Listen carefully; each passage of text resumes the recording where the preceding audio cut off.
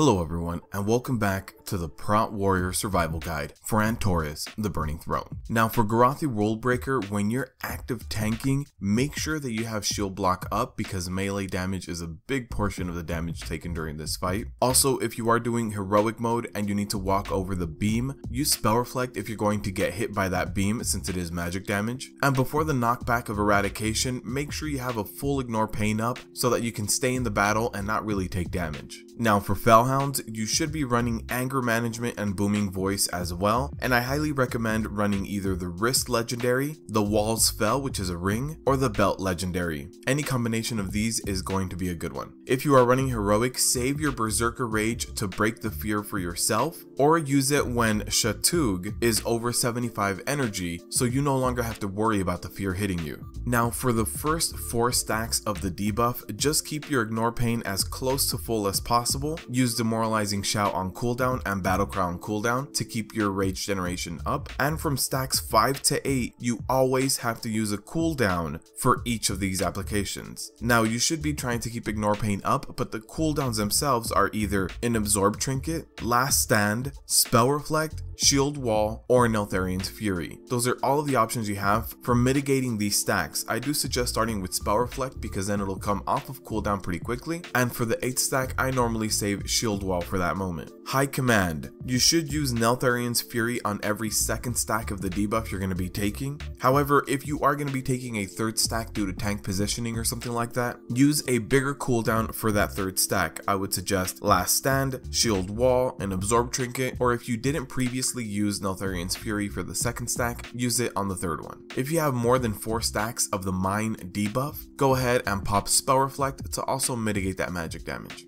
Portal Keeper. I also highly suggest running Anger Management for this fight due to the dot and that type of slow damage on you. Now in terms of legendaries, I do suggest Wrist, either one of the rings, the glove, or the belt. Anything that'll increase your rage generation is a very good choice here. And the big thing to note here is that these debuffs are kind of like a bleed effect. They do physical damage over time. Now if you ever get 3 or more of the debuffs, you should be using a cooldown to help keep you alive and prevent spike damage. So when you see your stacks hit 3 or more, use Last Stand, Shield Wall, or some kind of absorb that'll help you. Now even though you're not active tanking, if you have 3 or more of these debuffs on you, you should be generating as much rage as possible and using Ignore Pains because that debuff is still bleeding you out. Now if you do jump to one of the top platforms and you're taking too much damage, use Spell Reflect because a lot of the magic damage from this boss fight comes in those platforms. ENR. Use your shield block whenever you're active tanking either the Purifier or the Destructor. Use Spell Reflect anytime you get the fire debuff on you, it's going to make you blow up. And make sure you keep your rage up and your Ignore Pain up by using Thunderclap and Berserker Rage throughout this fight because you're always in combat, so your rage will not dip down.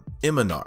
Now in this fight, if you do want to run heavy repercussions, you absolutely can because it is going to be good with the applications of the debuff on you. And good legendaries for this fight are the Legendary Wrist, the Walls Fel Ring, and the Legendary Pants as well. If you want to minimize the amount of damage you take throughout this fight, what you really should be doing is keeping shield block up every single time you're going to get applied a debuff. So that means Shock Lance, Empowered Shock Lance, or Sever. Every single time one of these is going to go out, make sure your shield block is up during that application. And whenever you start taking Severs, that is a bleed effect, so make sure you keep your rage up and keep using Ignore Pain in order to help out your healers mitigate that bleed damage. Whenever you are crossing the bridge for the 2nd time, when everyone can blow up the red mines and do AoE damage, you basically want to keep using Thunderclap and Berserker Rage to keep your rage up, and in case you need it, throw out some Ignore Pains on yourself to keep yourself alive. Kingaroth. Now for this fight, unfortunately we cannot block Forging Strike, so before Forging Strike does, the best thing you can do to prepare is have a full Ignore Pain up. Whenever the ads do come up, if you do want to help out the group, go ahead and use your Battle Cry as soon as they're up and just spam your Shield Slam in order to do extra damage on these ads. And if for some reason you are going to be taking 2 stacks of Forging,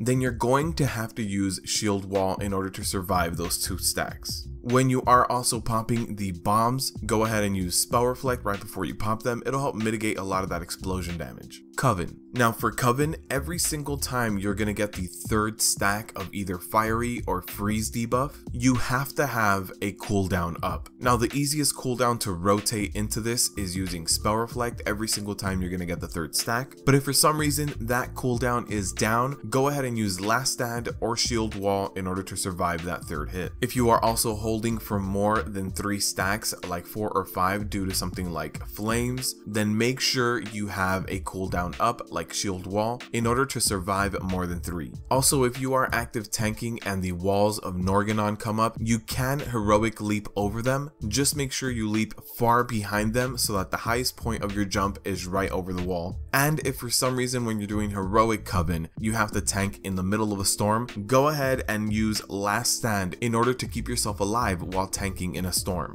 Agrimar. Now for Agrimar, you should be using shield block only when you're active tanking. The passive cleave cannot be blocked, and you should still be generating good rage and good ignore pains while off tanking because you're still taking plenty of damage. And every single time you have to take a foe breaker, you should use Neltharion's Fury in order to crit block that foe breaker. It'll do a very minimum amount of damage even if you don't have an ignore pain up. Also, if you are tanking this in heroic mode, whenever Agrimar is in his bubble phase and you do have all of the adds up, once you have one of the debuffs from the adds up on you and you're active tanking, you should use spell reflect during that moment to mitigate both the dot damage and the AoE damage from the big adds. Argus. Now for this fight, if you want to run heavy repercussions with legendary pants for shield block uptime, that is completely okay because this fight has a lot of physical damage that can be blocked. Now the big thing with this fight is to make sure you have shield block up whenever you're taking more than 2 stacks of the scythe debuff. If you get hit by the 3rd stack of the scythe debuff without shield block up, you could go down because it's going to hit you anywhere between 8 to 10 million. Now if you are taking more than 3 for any of the bomb phases or the last phase, make sure you have a cooldown up for anything more than 2. So on the 3rd one, use Neltharion's Fury. On the 4th one, you can use last stand and shield block. You can also use absorption trinkets and then use shield wall as well in order to survive as long as possible. Even in heroic mode, you should be able to live to about 6 or 7 stacks of the debuff.